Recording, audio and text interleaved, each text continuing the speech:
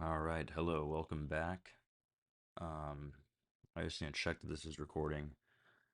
I think I'm gonna move my whole recording setup back to my room because not it's not been super productive out here in terms of like doing these videos. It was easier in my room. Um, and I don't know, this feels a little more normal. So I have my I have my essay that I'm writing for my first formal um, video essay, and it's taking a while to write. Um, so I'm gonna spoil it a little bit, and I'm gonna talk about it here a little bit.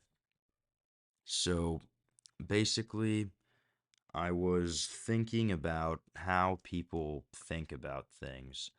So, people have a set of uh, ideas that they agree and disagree with, and they also have experiences.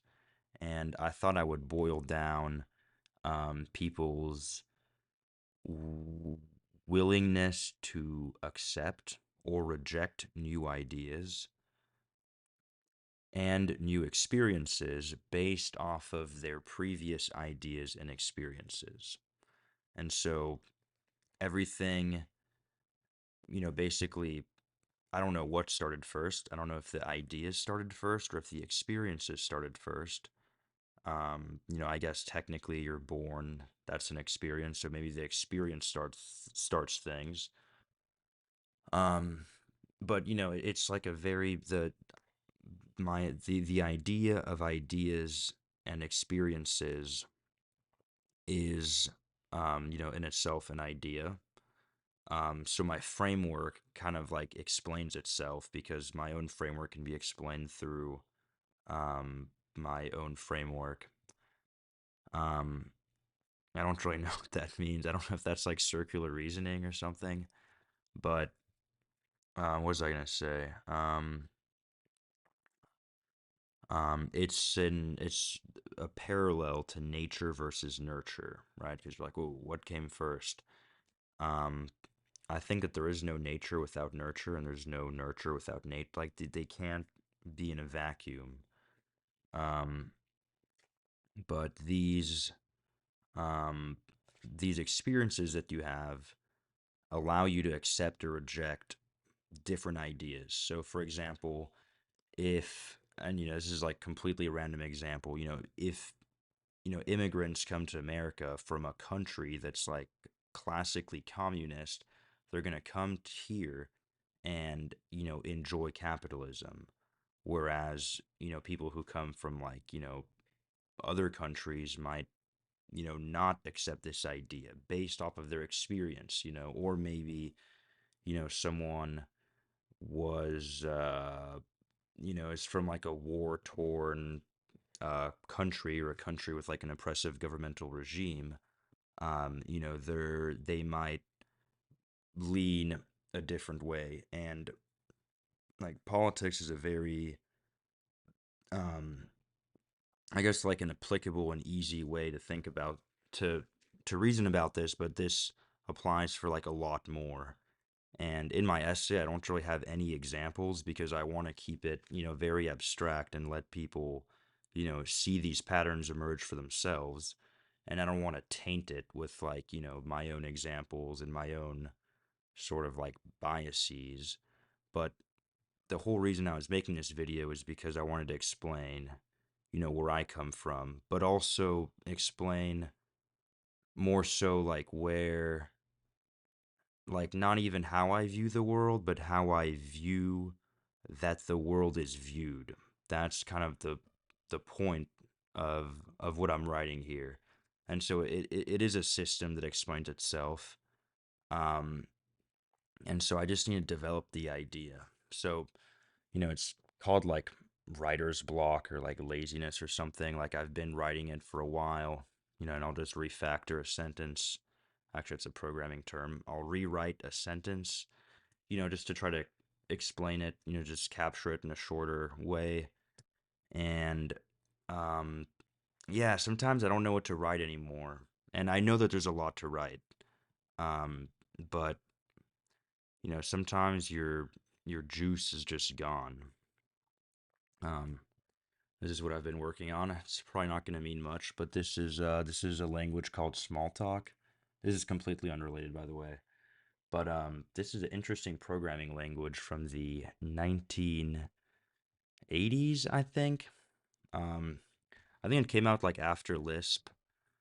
And it's a pretty cool language. I wish the internet and most things weren't, built out of whatever languages they are now. That'll probably be a future video essay, maybe doing a little history analysis of how programming has kind of devolved and, maybe the increase in like computer processing power, um, you know, allows us to build, overly complex and lazy systems that are very slow, but they're just fast on our computers. Um, that's like a future video essay potentially. Um, I think I might start writing in the mornings because sometimes in the evenings after the whole day, I'm like, don't really feel like writing. And I think writing isn't necessarily one of those things that you can just like brute force and sit down and just do, even if you don't feel like doing. Like, I guess you can if that's your job as a writer. Um, but that's not my job. I already, force myself to program all day. And like of course I get like, reward out of it, but it's not always easy. Like, for example, this project that I'm working on, I've been trying to solve the same problem for about 2 days. Now it's like a large scope problem, so it's solving, solving the whole problem was like never going to be quick, but it's always quicker when you think about it. And then you go to actually do it and it takes forever. And there's other problems that get solved way quicker than you think. Um, I really want to show this to you guys, but it's completely meaningless.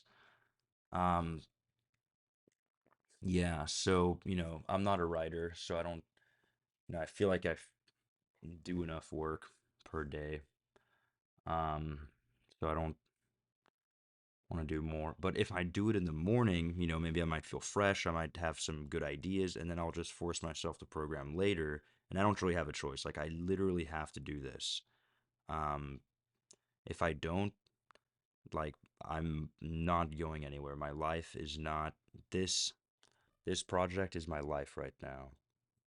This is going to be the money making machine once it's done, but it has to get done. So that's just pretty much all I do. But except for like going grocery shopping and I don't know, I guess enjoying the weekends, maybe enjoying the evenings. Feels good to be back and talk to this thing. So, talk to this thing, but talk to you guys as well. Yeah, I was like finding like I didn't really have much to say. These like just being drained from work, but it's been it's been good.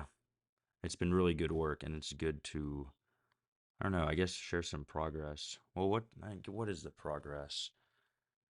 Well, I'd have to explain the whole project. So, all right. Well, I turned this on to kind of give an update about the video essay. Give a little teaser. Um, and yeah, there isn't going to be any example. Like, it's kind of a piece of writing or like, something that you listen to. And as you listen to it, kind of create your own examples because, you know, in my head, right? And everyone thinks they're great, their writing's great. And then, you turn it into the teacher and it's like, maybe a B, like a 85%. So I don't know. I think it's pretty good so far. Um, and it's one of those things that you read and then you kind of fill in the examples yourself, right? Because it's supposed to give a sort of structure to like you know viewing the world, right? Because I guess the ultimate goal, the ultimate point that I'm building up to, which will be like multiple essays, is how you can start to kind of like inject your free will. And the paper doesn't talk about free will or no free will, Frankly, I think that's the wrong question to ask. I don't think it really matters if you do or don't have free will. Um, and I can also talk about like ideas that maybe aren't worth having, and like thinking. But anyways, I'm kind of all over the place. But where this essay is supposed to build up to is you have these experiences and these ideas. What can you do? Like, where does your free will come in if you have, ideas and experiences, and your experiences cause your ideas, but your ideas also influence, which experiences you have. And then there's also experiences that are out of your control, right? So maybe you didn't choose that your, house got hit by a bombshell or something. Like, you don't choose that, but that just happens. So there's all of those things, and it's easy to get stuck in like a, well, where do I come in? Where do I come in and actually, do stuff? So, whether you're a determinist or not, that's kind of what I want to talk about, is like where you can actually, you know, change loops, right? Because sometimes in life you're just like in a loop, and sometimes that's a good thing, but sometimes you don't want to be in a loop. But I guess the main thing is like getting more control over your life. And as I'm saying this, it actually sounds bad because I explicitly said this was not a self-help channel, or that it wasn't going to be one, and it's not. So I need to rethink. It's supposed to be an essay. It's not supposed to be a guide.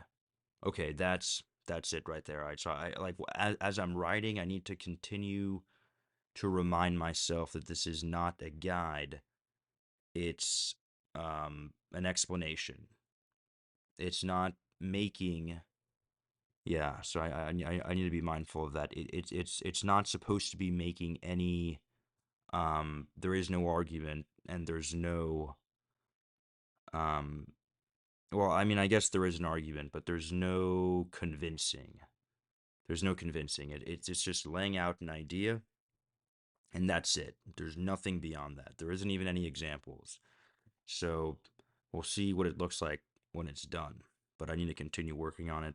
I wanted to upload a video to, I guess, continue practice talking to a camera. I think it's like day 29, so there's only like one more day. So, uh, yeah, that's why I've been like uploading these sparingly. I don't want to run out of days. Now, of course, I can just extend this, but I think that'd be kind of lame. I need to put some pressure on myself to actually, perform. So, um, either this video or the next will be the video essay. I need to edit the essay and have some like, I don't know, some like B-roll. Like, I don't want it to only be me talking. I want there to be like a little more engagement than usual, more than just me moving my hands. Um, maybe I'll just have some like, some of the sentences will be like up on the screen, like, and then the sentence is like right there, not on my hand, on like a black screen. Or I don't know. I need to get better at video editing. Um, I actually hate video editing. It's not fun. But maybe it's not fun because I suck at it. Maybe it'll be sick once I get good. All right, guys. Thank you for watching. This is September 5th, 2024. Signing out.